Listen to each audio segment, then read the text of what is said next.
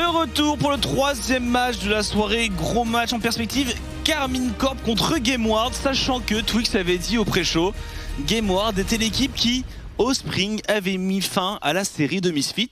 Peuvent-ils le refaire? C'est vrai, sur des stats qui étaient les mêmes, puisque Misfits était à 5-0 au moment où ça s'est passé, donc c'est vrai que ça correspond maintenant, voilà, il faut quand même reconnaître que la K-Corp est assez impressionnante. Des early games la plupart du temps solides. Ils ont quand même été accrochés la semaine dernière, mais on a réussi à se reprendre en teamfight notamment. Et c'est vrai que même si tu bats la K-Corp en early game, même si tu mets une lane en difficulté, derrière tu les battre en teamfight. C'est ça, c'est toujours la même, mais on a vu que le speed push, les Gwen, les Ryze commencent à revenir. Donc peut-être qu'un jour une équipe trouvera la solution pour battre la Karmine sans avoir besoin de fight.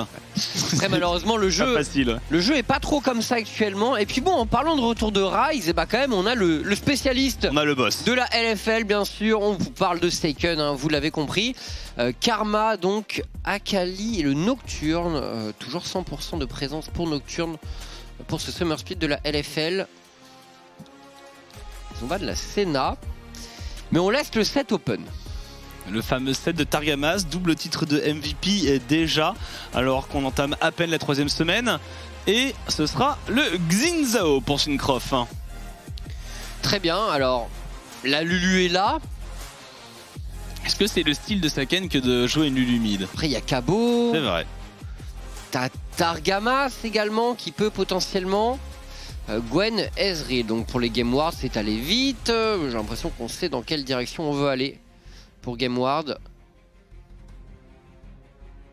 Alors là, bon, la question c'est est-ce qu'on draft une Lulu? On draft une Lulu pour la K-Corp.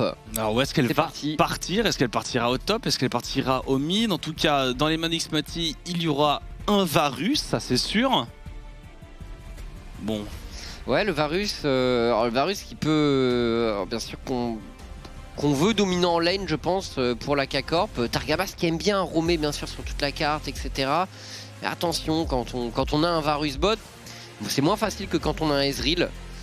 Bien sûr, de mettre beaucoup de roam. Et le Ryze qui est lock pour les Gameward et pour tout couille. Donc on a les deux solo lane pour Gameward. On est dans l'optique un peu effectivement de on fight pas, on split, on joue sur les side lanes, on étire la carte à l'image de ce qu'a fait Solari sur la game précédente, avec effectivement ce Ezreal qui peut se débrouiller un peu en solo, qui peut être un peu safe.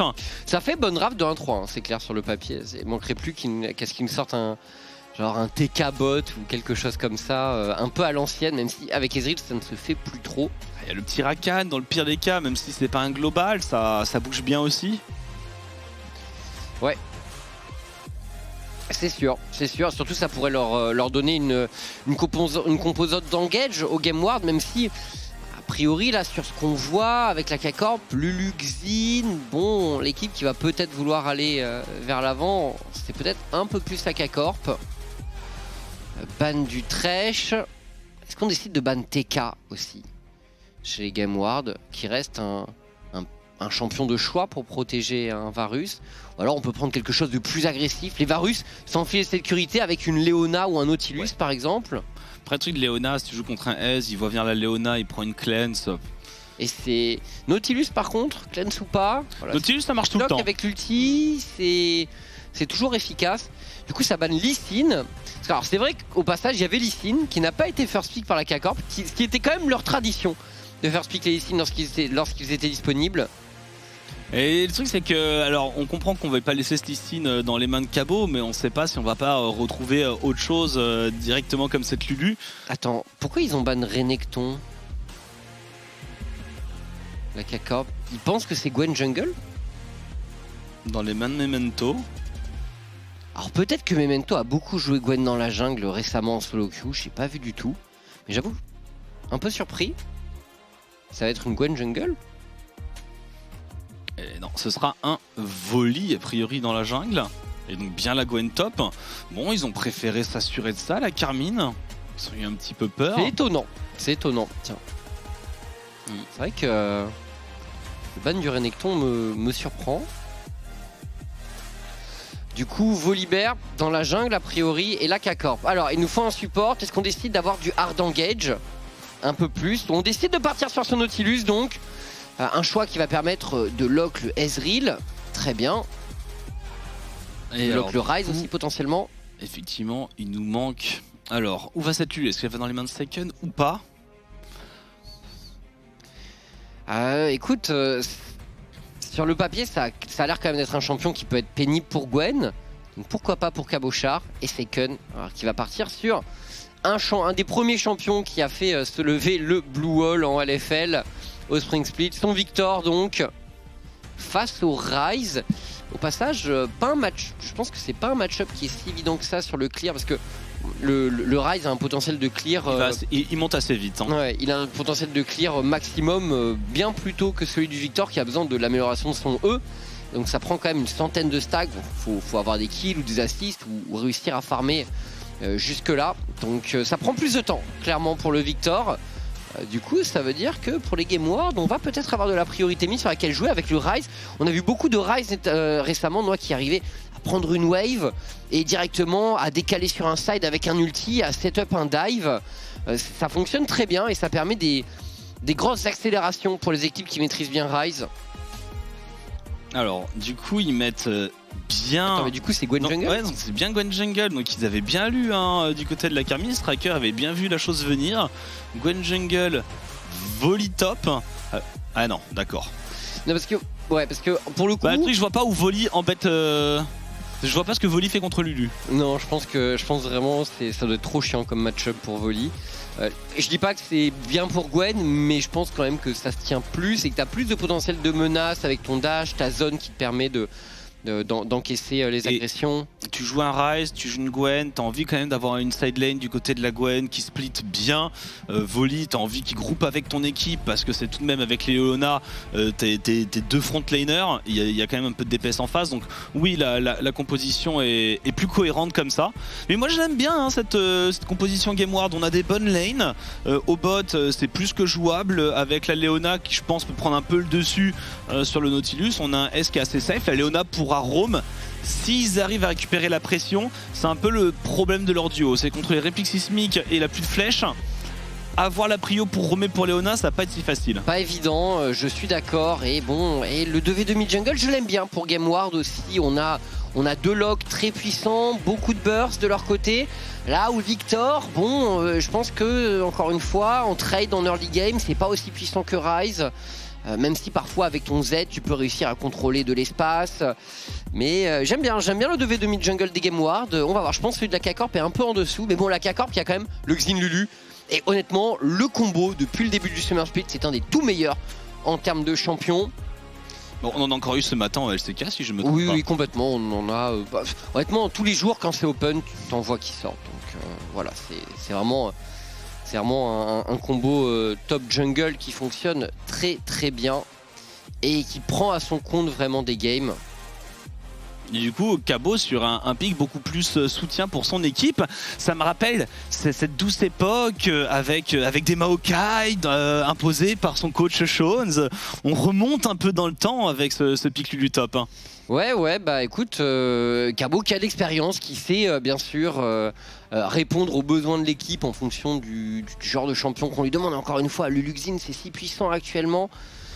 Je veux dire, si le combo est disponible, il faut accepter de le jouer. Et d'autant plus que le truc, c'est que Lulu, ça reste un très bon laner. Donc, dire, c'est ça qui est bien avec ce champion, c'est que tu n'abandonnes pas forcément tes ambitions en lane. Alors parfois, tu es laissé un peu weak side, certes.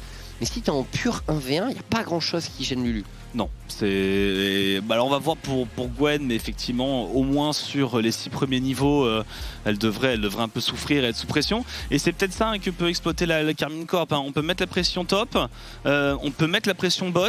Maintenant, il faudra voir ce que donnent les deux mid-jungle. C'est un peu le point d'interrogation pour la Carmine, parce que c'est vrai que ce Ryze, tu l'as dit, va pas se laisser faire normalement. Complètement. Je vois bien. Après, bon, c'est toujours pareil. Saiken qui connaît toutes les arcanes de Ryze. Mais c'est tout couille en face. Mais c'est Tuk-Tuk. Tuk-Tuk en plus sur les mages. Tu vois, Tuk, je pense qu'il est moins dans sa méta dans les mêlées. Par contre, si tu le mets sur des mages, tout de suite, je pense que le plein potentiel du joueur est là. Et bon, après, encore une fois, Second sur Victor est super fort. Et c'est Monsieur Rise en LFL. Donc, il a choisi son match-up. Je pense qu'il sait où il met les pieds. Voilà. L'expérience est de son côté, bien sûr. En tout cas, on va voir. On attend bien sûr de rentrer dans la partie pour ce troisième match. Et on nous dit que ça y est, la game... Ah, pardon, JP ? Il y a du délai. D'accord, il y a du délai. Il parle sa petite voix, prend pas, voilà, sa petite voix fluette. Ah, c'est mieux, tu vois, quand tu forces un peu. Arrive pas à parvenir jusqu'à mon tympan.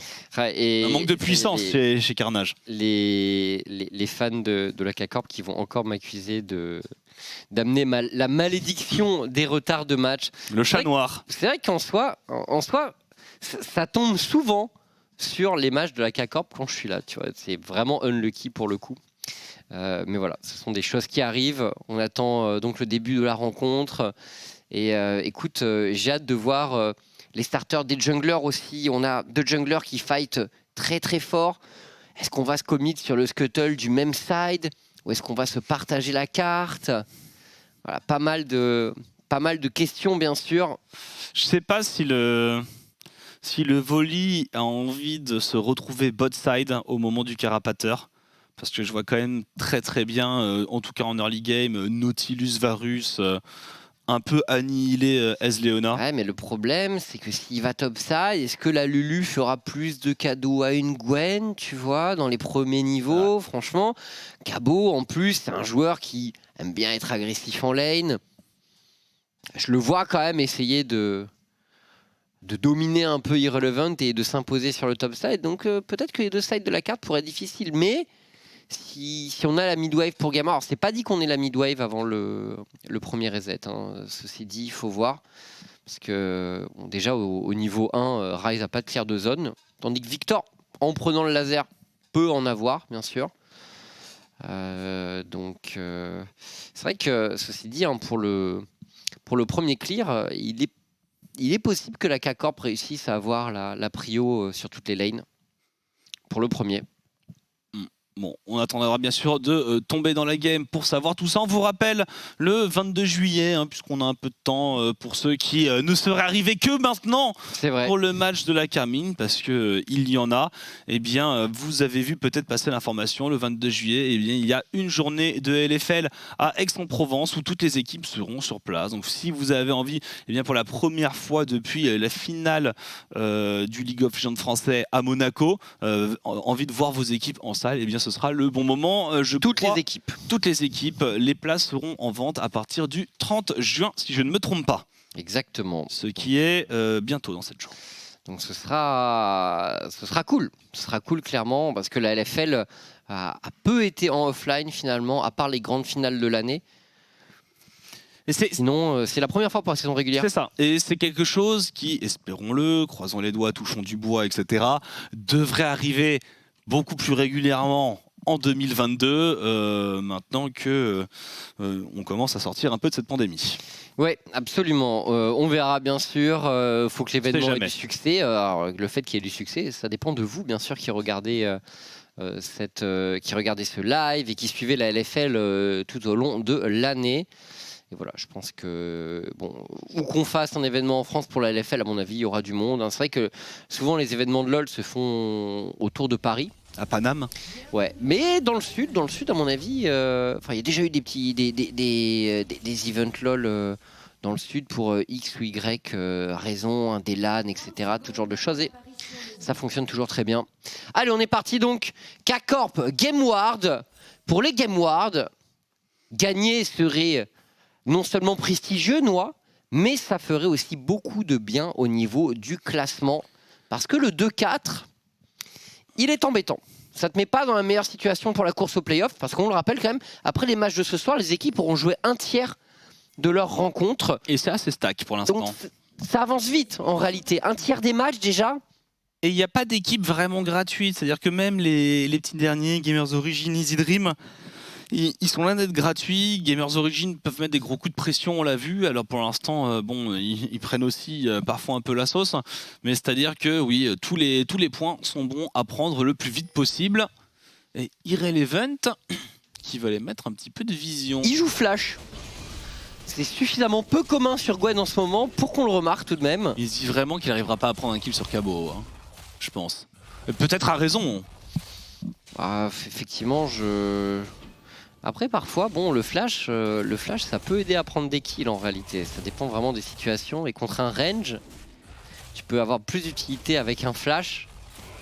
Parce que l'ignite, finalement, l'ignite contre un range, bon, pour un champion qui n'a pas de hard CC comme Gwen, pas si évident, je trouve, d'avoir vraiment de l'impact. Tandis qu'un flash, c'est un moyen de plus d'être au corps à corps. Là, on discute potentiellement. Il a pu prendre une fatigue aussi dans ce cas-là. Ouais, c'est sûr. Mais bon, dans ce cas-là, autant prendre un peu plus de mobilité, je pense. Alors, Second to Couille, ça joue sur la mid lane. Gros duel qui nous attend ici. Ouais, parmi les deux meilleurs, voire peut-être les deux meilleurs mid laners de la ligue. Saken, bon, forcément plus besoin de le décrire. Et Tukui qui a gagné quand même son titre de MVP au Spring. Ouais. Avec Diplex, effectivement, je pense que c'est le top 3. Et bon, faut pas trop oublier Certus non plus, mais bon, on a des bons joueurs, en LFL. Ouais, comme prévu, Irrelevant sur son début de lane, qui prend tout le poke de Cabochard et pourrait avoir un dive, oui, ce dive qui pourrait faire très mal, c'est pas forcément vu, est-ce qu'il s'en doute Irrelevant? Il y a une vague suffisamment bonne, on va y aller alors qui... C'est la Lulu qui doit prendre l'aggro, pas encore. La zone en moins. Alors la zone en moins, c'est quand même une grosse victoire. À partir de là, il y a moyen d'y aller. Si on veut y aller, il faut y aller sur ce cooldown. Ça poke. Il perd beaucoup de temps, Syncroft. Il perd beaucoup de temps. Ils vont finir par y aller. Allez, il y a encore un flash. Il n'y a plus de dash, il n'y a plus rien. Il n'y a plus de zone. Du côté d'Irrelevant, la téléportation qui va arriver. Et Irrelevant qui devrait s'en sortir. Il tombe. Le décalage de Tukui. La présence de Tukui ici, qui ramène l'ordre sur la top lane, First Blood en faveur de Gameward. Et Seiken qui reste tranquillement sur sa lane. Ok, il va y avoir une téléportation directement. C'est Irrelevant qui prend le relais. Et donc on se partage les rôles ici. Irrelevant qui assure le crash de la wave avec un Memento qui était là en embuscade.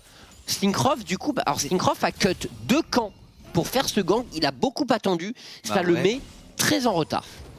Et je serais curieux de savoir pourquoi il a attendu autant. Alors il faudrait peut-être, j'avais pas peut-être la position de la mid lane en tête, ou il attendait un peu d'infos peut-être sur Memento, quelque chose comme ça. Mais c'est vrai qu'il s'est passé au moins une bonne vingtaine de secondes. Il a laissé le temps à une vague de revenir avant de crash. Et du coup, et bien maintenant, il va devoir sortir les rames dans sa jungle. Pas évident, ouais, au niveau du rythme de clear. Bon après, il est pas non plus. Voli, c'est pas le champion qui clear le plus vite dans la jungle. Donc je pense que on n'est pas sur 2 pics qui vont power farm et mettre complètement dans le vent l'autre champion. On est sur 2 champions qui veulent gank, qui veulent essayer de dive, qui ont des CC ciblés qui permettent d'être vraiment très efficaces sur des dives et pas sur des gros champions de clear. D'ailleurs, Brillance pour Memento.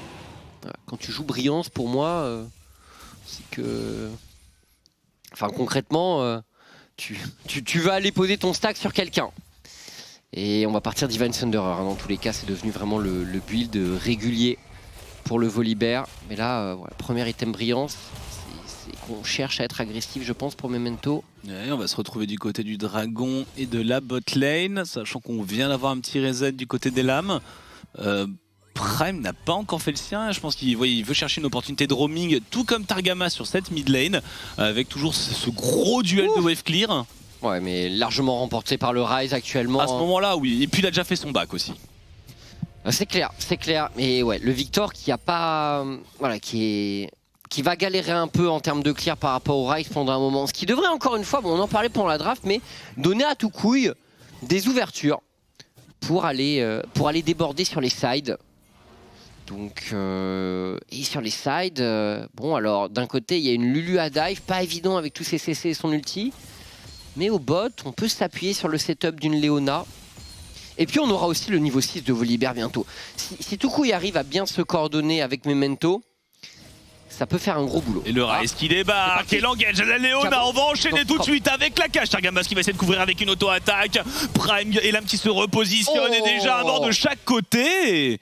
Un mort de chaque côté finalement. Je m'attendais pas à ce que Prime tombe aussi. Ouais, Syncroft et Prime qui tombent. Attention, le re-engage ici. Targamas qui se jette directement sur Mati. Mati qui flash out, Toucouille qui va tomber. Le flash out de Targamas également. Et Seiken qui reprend les choses en main, le double kill en faveur de Seiken. Et l'âme qui trouve un trade kill. Et l'âme qui se projette vers l'avant. Va-t-il réussir à s'enfuir? Le Blasting Cone. Oh, le laser. Et maintenant, le laser qui touche. Et Seiken, il y a le retour de Syncroft. Il va mourir. Il pourra plus là. Et l'âme, il y a aussi Syncroft. Voilà. Et on va prendre tranquillement le kill, c'est sympa Syncroft. Syncroft qui l'a assuré, hein, bien sûr, hein, voilà, il faut le voir comme ça, j'imagine. Mais quel fight entre deux équipes. Et l'âme qui a trouvé 2 kills que je voyais même pas être pris pour le coup. On va revoir l'action avec le premier all-in ici, Prime. Ça part super bien. Prime tank peut-être un tout petit peu trop, il prend un beau burst. Hein. Complètement. Et là, c'est vrai que Elam sort un petit enchaînement juste derrière. Ils avaient la ward en fait, les Game Ward, donc ils ont tenté d'y aller, mais directement, belle réaction de Targamas. Et Toucouille qui se fait punir. Ah, il a avancé un peu loin, Toucouille. Ouais, et là, Elam. Et c'est le transfert Canic à travers, celui-là, effectivement. Flash transfert à Canic dans le bon ordre, parce que sinon, je pense qu'il n'avait pas le DPS. Et il a pas voulu. Alors, je sais pas pourquoi il a pas voulu faire ça au travers du pit du dragon, Elam. Peut-être qu'il se disait qu'il aurait pas la range, mais ça me... Dans le feu de l'action... Seiken, il flash à quel moment? Il flash avant ou après le Blasting Cone? Après. J'ai un doute. Donc il aurait pu suivre dans le dragon, je crois. Bon.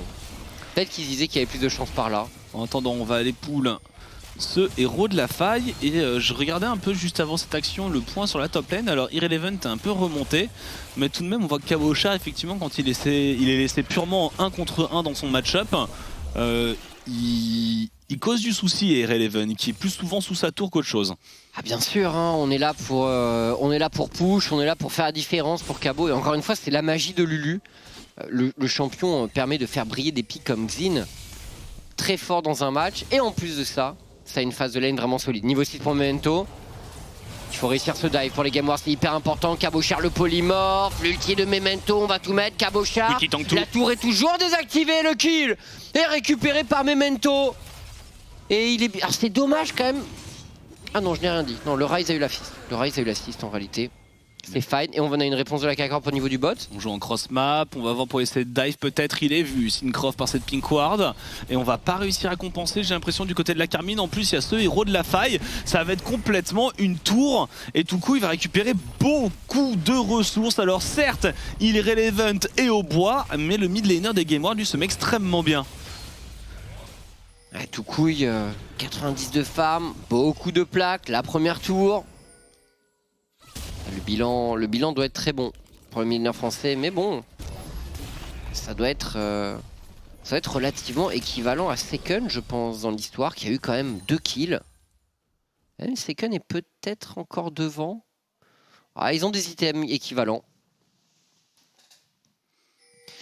Plus 539 en faveur de Toucouille.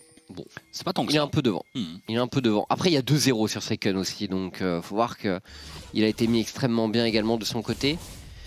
Et du coup, cette Gwen qui est bien revenue sur la Lulu de Cabochard, Irrelevant reste dans la game, malgré tout. Ouais, il a un farm qui est ok, mais bon, il reste un peu derrière la moyenne des autres dans la partie. C'est sûr, mais au niveau des gold, il est à moins 100, ce qui finalement est... Il a dû récupérer, il y a dû avoir une plaque ou deux qui sont passées à un moment ou un autre, je pense. Peut-être top, il y a eu une plaque, j'imagine.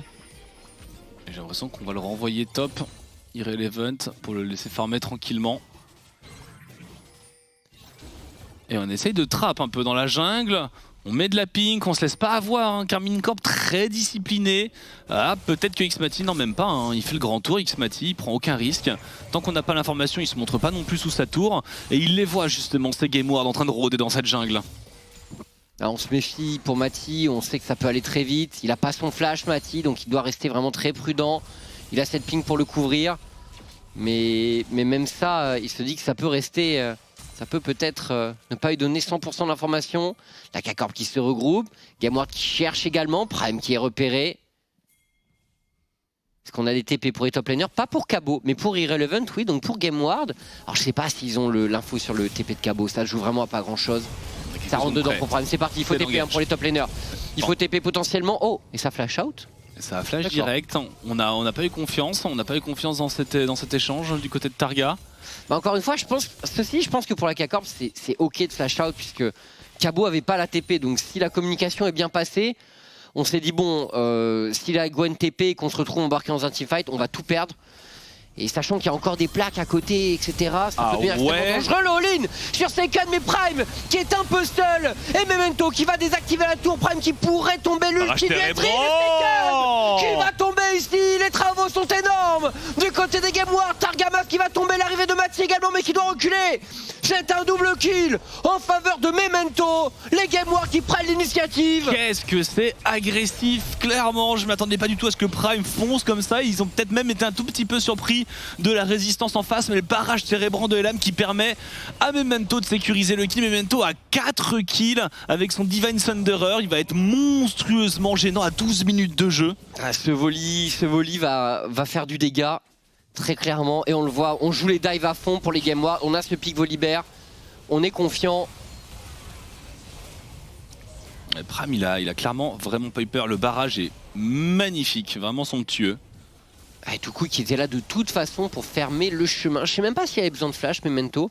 Alors ceci dit, il y avait flash sur Second sur l'action, bon c'est vrai que il aurait peut-être pu s'enfuir dans ce cas là. Memento qui n'a pas voulu flipper tout ça. Et 1500 gold d'avance du coup maintenant en faveur des GameWorld. On a un dragon qui va revenir dans 1 minute. On vient à peine de faire le reset côté GameWorld. Donc là on va pouvoir récupérer la prio. On va pouvoir aller récupérer un peu le warding.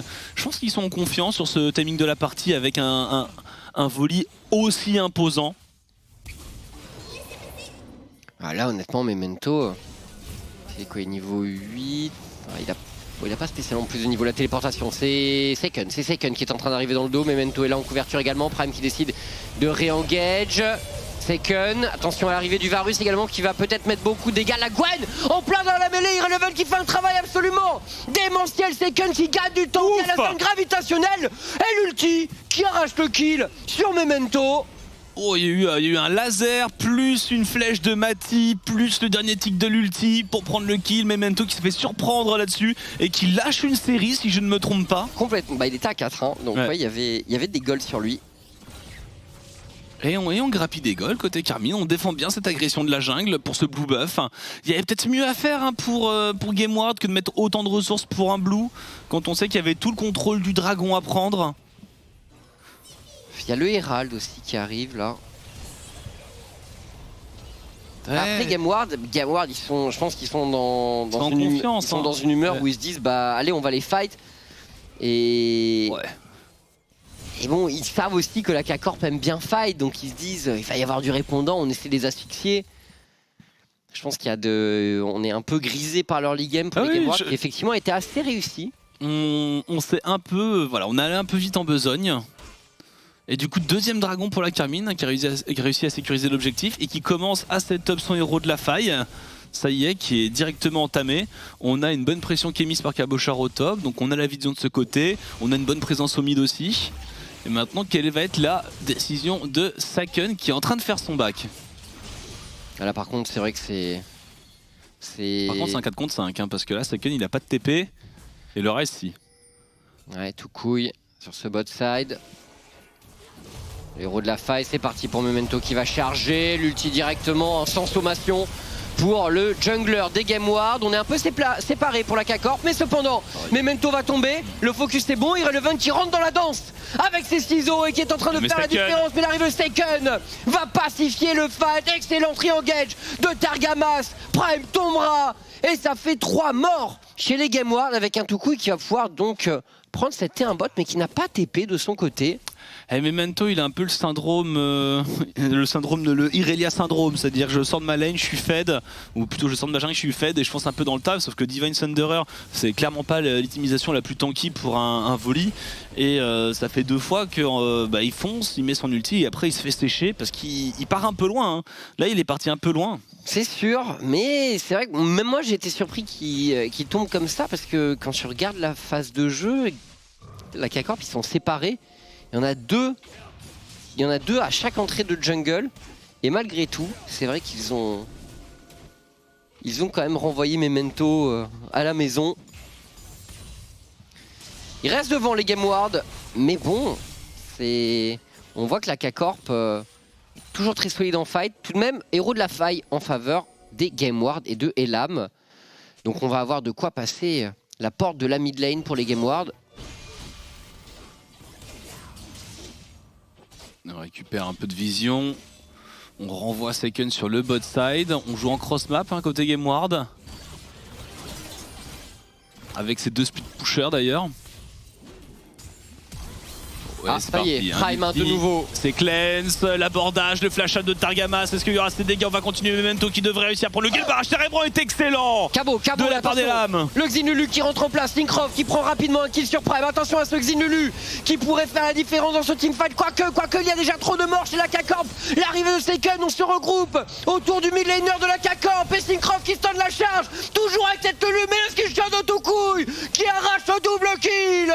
Et un nouveau teamfight extrêmement serré entre les deux formations. Et l'âme qui décide d'accélérer. On a l'héros de la faille, on va le positionner. On va essayer de faire un peu de... Non, ils prendront pas, ils prendront pas. Je pense pas que le Herald soit forcément aussi bon qu'on l'espérait pour Elam. Et on sent bien quand même l'impact de la Lulu dans les regroupements. Elle a gagné du temps. Elle a offert une 2e vie à Syncroft. Chaque fois qu'il arrive, Seiken, on sent que le fight s'inverse un petit peu. Cette partie va se résumer à un duel de mid laner. Hein. C'est vraiment dans les teamfights, c'est tout couille contre Seiken qui frappe le plus fort. C'est vrai qu'il a 4-1 la Seiken, Boots the Pen et Magic plus le Luden, donc énormément de Magic Pen dans son itemisation.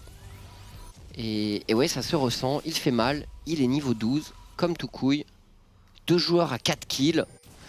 Beau duel honnêtement entre 2 des meilleurs mid laners de la ligue, comme prévu. L'archange est complété pour Seiken. Et donc les Game Ward, alors qu'ils sont très prompts, c'est vrai, à prendre l'initiative et à engage.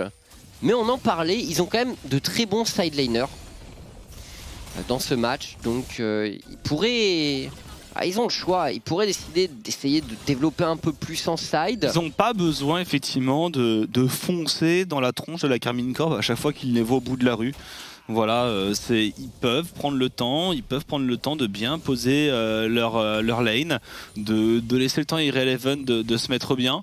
Là, on est à 10 secondes du dragon, le 3e dragon potentiel pour la Karmine Corp, donc on va avoir envie de le fight. Et bon... J'aurais préféré que Game Ward ait pas cette pression des dragons sur la tête et qu'ils aient pu en sécuriser un de plus. Parce que là, je sais, la Karmine avec maintenant le Xinlulu sur ce timing là, je pense qu'en teamfight c'est pas une mince affaire. Ça pourrait ne pas être évident pour les Game Ward, ouais, qui certes ont de l'engage. En Memento, alors comment ça va se passer? Parce que là, la K-Corp qui se retrouve peut-être encerclée. Regardez un Irrelevant qui rentre directement Mati, qui va tomber très rapidement. Reste Seiken tout de même. Est-ce que Seiken peut survivre? Elam qui tente de sniper le mid laner de la K-Corp, mais Cabocher et Seiken qui résiste parfaitement avec Targamas. En frontline, Irrelevant qui tente de rentrer dans la mêlée. La stopwatch qui gagne énormément de temps. C'est à Elam de s'exprimer désormais. Seiken qui pourrait craquer, qui trouve le flash actuellement. Irrelevant qui va tenter de chase, mais qui restera trop loin. Et l'accélération directement. Mid lane, on cherche la T1 pour la Game Ward où on veut... Ah, on hésite, j'avais l'impression qu'ils voulaient presque aller au Baron, mais sans... Avec un Rise, je pense qu'ils se sont chauffés, mais effectivement... Ils n'ont pas de smite. Ils n'ont pas le smite, et bon, ils vont prendre beaucoup de dégâts parce qu'ils n'ont pas non plus le tank. Ouais. Il suffit qu'il y ait n'importe qui débarque pour que ce soit un véritable cataclysme. Une Lulu avec son bâton. Mais bon, c'est du 2 kills contre 3, mais à côté on prend ce dragon pour la Karmine. Le problème pour la K-Corp, c'est qu'on était très étirés tout le long de la river et le long du mur.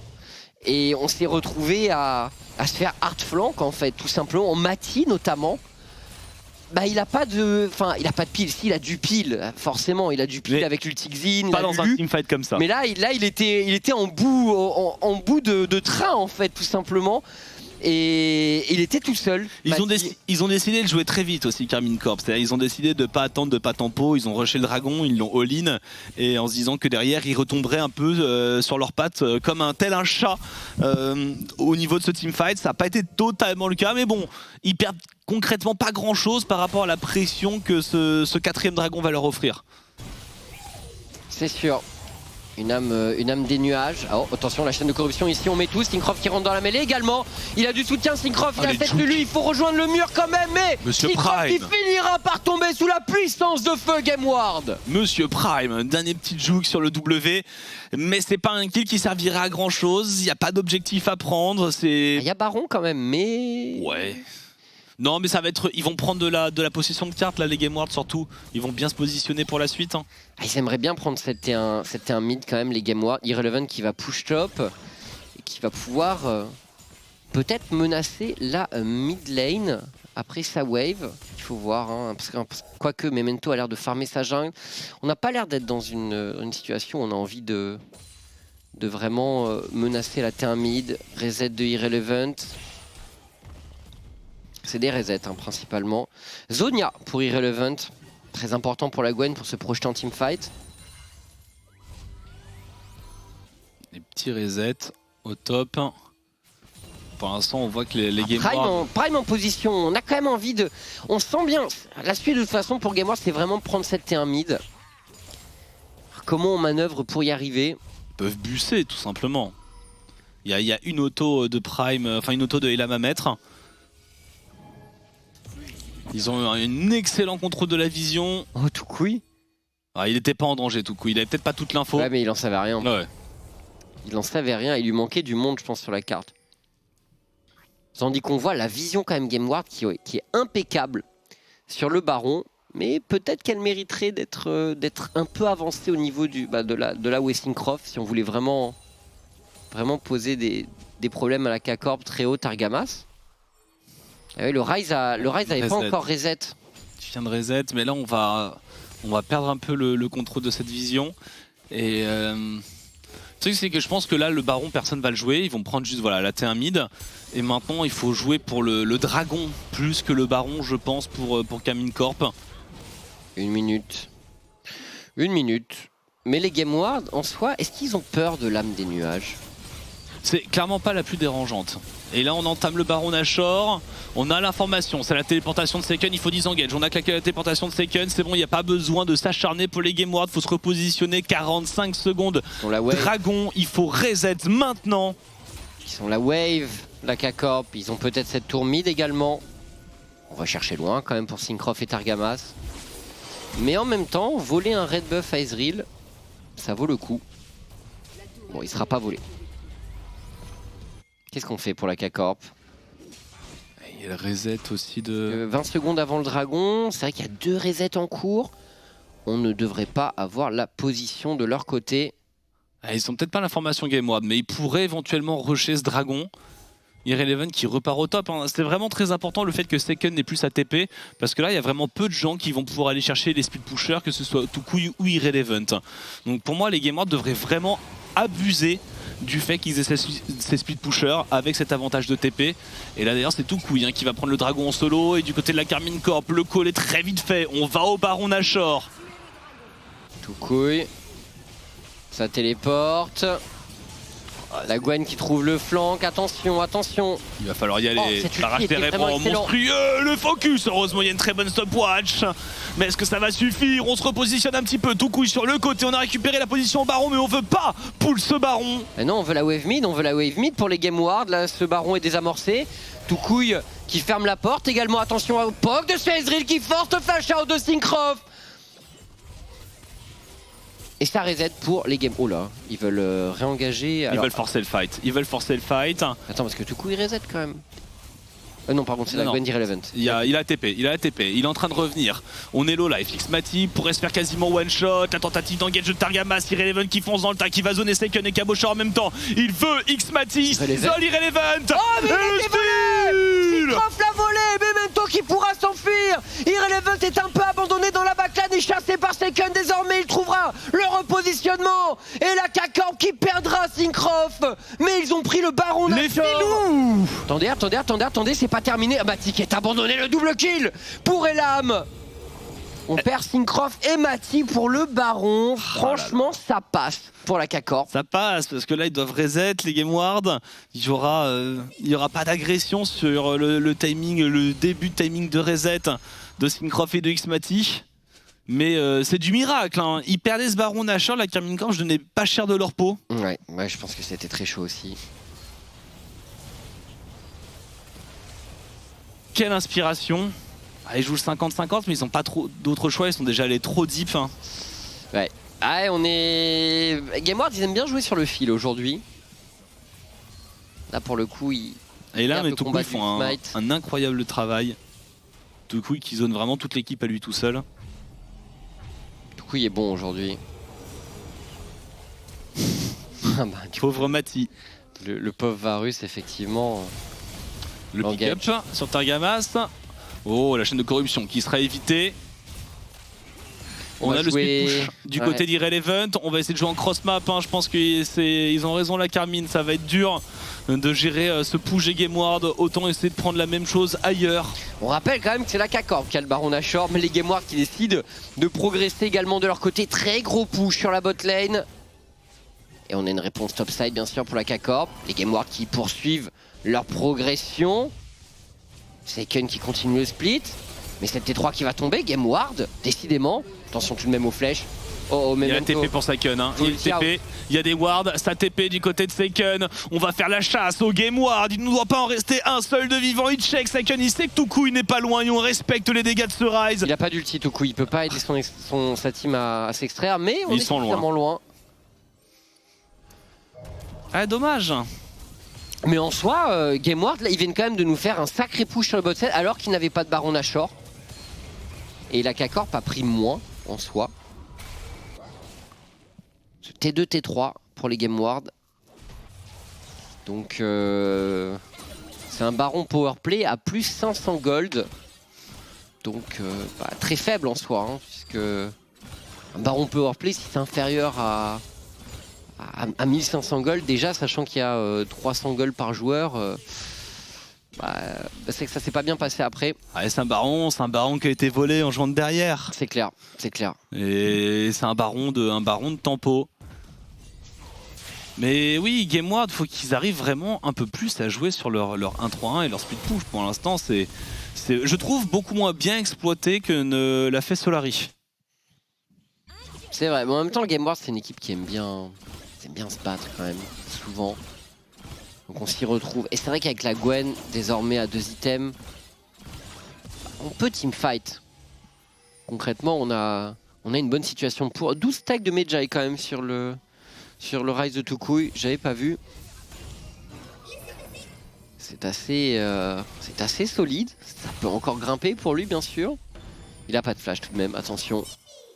Bilan des summoners d'ailleurs, quasiment tous disponibles pour la K-Corp. 20 secondes avant le dragon des nuages, la chaîne de corruption. Est-ce qu'on arrive à trouver un one-shot? Oui, le one-shot sur Elam. Et le teamfight qui va juste après. Est-ce que ce serait le moment Carmine? Incroyable, attention ici, la tentative de get back d'Irrelevant, mais incroyable finalement, le all-in qui est trouvé. Xmati, la chaîne de corruption, la téléportation de Toucouille qui va tenter de faire paniquer la K-Corp. Le gainer des Game Ward qui tente de lancer le push sur le top side. Ils ont cancel, hein, ça cancel les TP. Non, c'est bon, il y a Seiken qui a back. Seiken est là. Ça n'empêchera pas de prendre l'âme du dragon des nuages du côté de Syncroft qui s'est lancé dans l'opération en solo. Et voilà, et Toucouille en 1 contre 1 contre ce Victor avec la range, ce n'est pas évident. Pas facile, ouais. Tu peux toujours essayer de flash, mais il a pas son flash, Toucouille. Par contre, l'embuscade dans la jungle, c'est un endroit où il n'y a pas de vision. Ça ping d'ailleurs. La K-Corp qui pense savoir. Seiken qui pourrait se faire surprendre. Oh les filous. Oh les filous. Seiken, belle lecture vraiment. Je comprends que Prem ait bougé en se disant qu'il y avait une ward alors que pas du tout. Ouais. Et tu vois le laser qui te coupe les ongles de pied. Ça donne pas envie de rester. Il y avait l'idée des deux côtés. Seiken qui s'est pas laissé avoir. Vraiment, quel match des demi-laners. Syncroft qui souffre de son côté, hein, qui fait un build très tanky finalement. On part sur un Randuin. Donc très tanky, mais bon, je pense pas qu'il soit dans l'état dans la game de partir sur un build pour faire énormément de dégâts.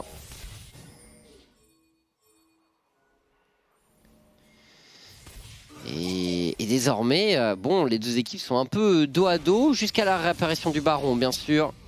Oh, ça va engage. La Gwen. Ça va engage fort. La Léonastémie, Oh, la chaîne de touche. corruption sur Toukouille qui stopwatch. Attention, il faut faire de la place pour Toukouille. Et on est obligé de back pour les Game Wars. Le teamfight est complètement pour la Carmine. Est-ce qu'on va pouvoir se retourner? Les heures de Cycle. Irrelevant. Le gars Xmatic arrive à trouver un flash anti-Irrelevant qui devrait tomber, qui est contrôlé totalement par ce Nautilus. Mais incroyable, Second. Mais Second qui a parfaitement tenu en 1 contre 2 en bas du teamfight et qui décide de charger dans la foulée. Il gagne du temps. Monstrueux Second sur cette phase de jeu. Prime qui décide de réengager Toukouille qui n'y croit pas, mais finalement si. Qui suivra son support. Le kill est récupéré. Et une nouvelle engage de feu de la Carmine Corp. Les Game Wars, on a vu un Memento et Prime qui ont essayé de se défendre l'un l'autre et qui ont fini. Enfin, Memento notamment qui s'est fait vaporiser finalement. Et le Baron, il est pour la serré 14. comme game, c'est tellement serré. Et tous les teamfights se jouent à un ski shot esquivé, à un petit pas de côté sur un contrôle. Parce que d'un côté, il y avait Seken qui faisait un travail formidable et Elam aussi qui arrivait à tenir en respect beaucoup de joueurs de la Carmine. On va voir, hein. Là le cas, cette chaîne, je pensais qu'elle touchait pas. Cette chaîne Du bout. Mais Toukouille qui flash out ici. Parce que Elam il fait tellement de DPS dans le back. Ouais, Irrelevant il fait un travail de fou. Et regardez là, Prime et Toukouille ils vont et Second, cette zone gravitationnelle incroyable, le rayon laser qui oblige encore plus Toukouille à reculer. Et derrière Second qui voit rouge, qui flash in, il ouvre son E. Et là il se dit c'est mon moment. Et il décide de continuer à all-in, mais trop greedy pour Second qui le paye. Prime sait qu'il n'y a pas de vision, il a sa pink. Second, le goût du sang vraiment. On le voit dans cette action. Trop envie d'en découdre. Le rabadon est complété d'ailleurs pour lui. C'est vraiment un match de haute volée. Et ça me fait plaisir hein, que les Game Wars soient en mesure d'opposer un aussi gros défi. C'est...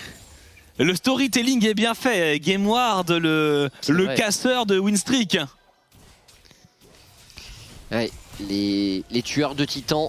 Alors pas encore dans ce match bien sûr. La K-Corp qui a son Baron Nashor en main. Clairement. Une âme du dragon des nuages. On discute, mais voilà, l'ascendant il est clairement de leur côté de la carte. Et les chaînes de corruption de Mati sont vraiment folles à chaque fois.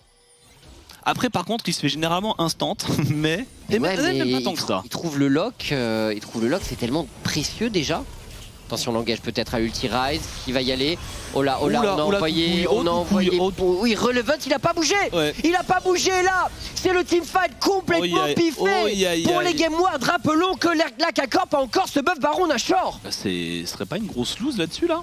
Bah écoute, je sais pas. Ce parachutage derrière les lignes ennemies. Relevant qui arrive au milieu et... il s'est empalé sur le clocher clairement. Écoute, mais pourquoi pas après tout? On a une wave qui arrive mid.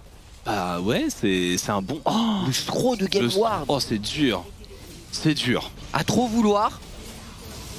Et on va essayer d'enchaîner. Attention la stopwatch, Toukouille, on va venir le chercher à la sortie, Toukouille, il n'y a plus de Toukouille. C'est la game. Quelle fin décevante. Oh c'est terrible. Quelle fin décevante. La game était superbe. Ça m'a gâché ma fin de partie. Ah c'est vraiment dommage cette décevante. C'est vrai que c'est dommage, mais la K-Corp qui, une nouvelle fois, est très solide en teamfight. Hein. Je pense qu'il faut retenir tous les teamfights où Mati snipe avec son Varus, où il y a des plays un peu de Jedi entre les joueurs. Bon, c'est vrai que pour cette fin-là, bon, ça aurait peut-être... Ce match méritait, je pense, sans un doute, teamfight épique de fin après tout ce spectacle et tout ce talent que les joueurs nous ont montré. Ça méritait un petit truc en plus, mais bon, la K-Corp gagne et écoutez, reste invaincu. Les Game Wars qui ont peut-être trop eu envie, ils ont trop voulu faire tomber la K-Corp. Trop de cœur, ils ont mis trop de cœur. On a perdu son sang-froid, je pense, sur cette dernière engage. On s'est vu trop beau, sans doute. On a imaginé un monde qui n'existait pas, la K-Corp qui punit et qui reste invaincu dans cette LFL Summer 2021. On va aller voir, bien sûr, du côté du plateau, ce qu'ils ont à nous dire sur la game. Messieurs, c'est à vous. Eh bien, ce ne sont pas les Game Awards qui interrompront la série de victoires de la Carmine, mais tout de même les deux équipes qui nous ont offert une superbe affiche. On a eu une grosse dispute, un gros règlement de compte sur la faille. Et messieurs, voilà, que du plaisir pour commencer. On reparle un petit peu des champions qui ont été choisis ici pour commencer, parce que ça fait 2 games d'affilée qu'on retrouve un joli petit duo Ryze-Gwen. Ouais, beaucoup de potentiel de split push. On l'a vu d'ailleurs, Tukui qui était tout le temps en side. Même si le split push marche pas trop bien en ce moment dans la méta actuelle, pourquoi pas. Tu prends la pression en side, ça teamfight quand même bien. Donc on a vu que Gwen était un bon pick pour temporiser, même si du coup parfois ça manque de frontline, mais avec un volley en jungle, je trouvais la draft des Game Awards assez cohérente. Ouais, l'early game c'est bien passé pour les Game Awards. Ouais, pour finir sur cette draft, il y avait juste le Renekton 7 là, dont on se disait qu'est-ce qu'ils en ont fait, puisque la Carmine qui supprime ces 2 champions. On posera la question. Ouais, ça pourrait être intéressant de savoir ce qui s'est passé, mais ouais, l'early game, on a les Game Awards qui sont assez agressifs, qui vont aller chercher les premiers kills sur le bot side, et on se dit que Memento va pouvoir aussi faire la différence en early game. Il se retrouve avec je crois 4-1-4, un truc comme ça, ouais. Ça. Et on se disait la différence dans la jungle va être énorme parce qu'il y avait whip contre item complété pour Fendeur Divin. Mais par contre, si c'est lui, voilà, comme on le voit ici, ça tank pas énormément, et c'est un champion qui, s'il s'en va loin, ne peut pas être reconnecté par ses coéquipiers dans cette draft. Et après, il y a la suite, et la suite, ça va être un énorme second. Ouais, et étonné par la non-résistance, Duke, de Speak Volibear de Memento. Il était bien loin devant, mais tout de même, ça tombait vite. Hein. Je pense qu'ils ont bien joué avec son spike initial, où il était quand même tanky en début de partie, avec son ult et les PV donnés par son mythique. Je pense ils ont tendance à aller trop loin, même sur le fight qu'on vient de voir. Je pense qu'il fait un mauvais flash qui du coup delay un peu la prise du kill et du coup fait un 1 pour 1. Ensuite ils ont un mauvais choix de repartir au travers de la jungle. Après le problème c'est qu'il a pas farm de la game, hein. Il était devant au début et ensuite il était à 100 farm à 25 minutes. Omniprésent, bien sûr, c'est un petit peu son objectif. Et donc dans ce qui a conditionné tous ces affrontements, Tukui contre Seiken, c'était le plat de résistance. On avait aussi un joli duel entre Varus et Ezreal pour le royaume du long range. Bref, ça nous a vraiment donné que du caviar. À chaque fois dans les teamfights, on regardait un petit peu le Tukui Seiken, qu'est-ce qui se passe. Messieurs, c'était goûtu. Hein. Ouais, je trouve que ce qui a pu faire la différence aussi ici, c'est le nombre de CC à disposition de la Carmine. On l'avait vu durant la draft en se disant, c'est vrai que la Gwen va pouvoir temporiser énormément, mais une fois sortie de sa zone indestructible, eh bien là, il y aura des CC à poser. Et en fait, c'est Xmati qui se met à plusieurs reprises à disposition de son équipe pour aller placer d'abord un slow qui ensuite envoie l'ulti, etc. Et derrière, on se retrouve avec des teamfights un peu éclatés. D'un côté, on a la Carmine qui joue, Cabochard et Xmati, et de l'autre, et de l'autre, on a un duel. Je dirais plus qu'un duel, on a Prime qui s'ajoute à l'équation pour aider Tukui. Mais l'excellent zoning, ce moment-là, moi je le trouve incroyable entre Saken et Tukui, et Prime au milieu qui peut pas faire plus qu'envoyer des auto-attaques. Hein. Là, il a mis ses CC. C'est vraiment jusqu'au moindre détail. Détail dans le positif et détail aussi dans le négatif, puisque quand on se sent chaud, on avance un petit peu. Puis parfois on se fait rappeler à l'ordre. Mais voilà, un duel passionnant entre les deux millénaires. Et donc la Carmine, match le plus accroché depuis le début de saison pour eux, on est d'accord avec ça. Il y avait un beau match aussi contre les Misfits. Ouais, contre les Misfits, ils étaient vraiment derrière, mais ils avaient vraiment un avantage de compo net. Là, effectivement, ce teamfight qui était un peu audacieux. Ils précipitent la défaite de Game World. On a un peu tunnel vision. Ils ont entendu la Marseillaise. Ils voulaient pas la louper, effectivement. On sait qu'il y a un coup d'envoi aussi qui va partir. Mais qu'est-ce qui a permis, selon vous, au Game World, d'autant accrocher la Carmine aujourd'hui? Je pense qu'ils n'avaient pas peur en début de partie. Je pense qu'ils ont pas eu peur après. Je pense qu'ils ont plus paniqué sur le call baron notamment, où ils veulent 50-50. Et du coup, je crois que Memento est obligé de smite early pour pas mourir. Enfin, ils ont peut-être dû paniquer un peu là-dessus, sur le dernier fight aussi. Et même sur les contestations midway, on voit que la K-Corp ils sont beaucoup plus sereins. Mati qui a toujours les spells vraiment pixel perfect. Oui. Donc Et puis ce vol Nashor, les gars. Ouais, il y a c'est ça, quand genre. même. Il y a eu un peu de réussite aussi de la K-Corp, mais c'est fait justement partie de ça, hein, avoir les nerfs solides. Mais en début de partie, les Game Ward qui voulaient mettre du rythme partout, qui cherchaient les bons escarmouches. Donc les Game Ward, s'ils réussissent un petit peu à trouver de la stabilité, et peut-être même quand on les reverra avec un peu de chance en playoff, s'ils se trouvent un petit peu d'XP, qu'ils ont l'habitude de ces moments importants, Tu vois un truc, ça peut devenir une grosse équipe. Ouais. carrément, en tout cas, on en a vu tout le potentiel qui s'exprimait assez clairement. Messieurs, le MVP, second mid laner de la Karmine Corp, il y a eu beaucoup de bonnes choses au sein de la Karmine. La Lulu de Cabochard a commencé, mais on a eu également Syncroft qui s'est vraiment transcendé, et on a eu bien entendu un très très beau X-Mati sur Varus avec de jolis engages, donc second qui remporte la palme, et ici avec, bon, pas forcément des stats représentatives, mais quand même des jeux de jambes qu'on a beaucoup appréciés. Et on enchaîne directement, messieurs, puisqu'on a le jungler de la Karmine Corporation qui est avec nous, et on accueille sur le plateau Syncroft. Good evening, Syncroft. Congrats on the win. Hi. How are you feeling, man? 6-0. Yeah, I mean, I don't know. My gameplay was as bad as my hair today, you know, like after I went to hairdresser. So, yeah, it's a bit unfortunate. It's 6-0 anyway, and today you played maybe one of the strongest duo in this patch, Xin with Lulu. How does it feel to have a little Cabochard on your back? I mean, it felt good, but honestly, like I almost lost solo today, the game.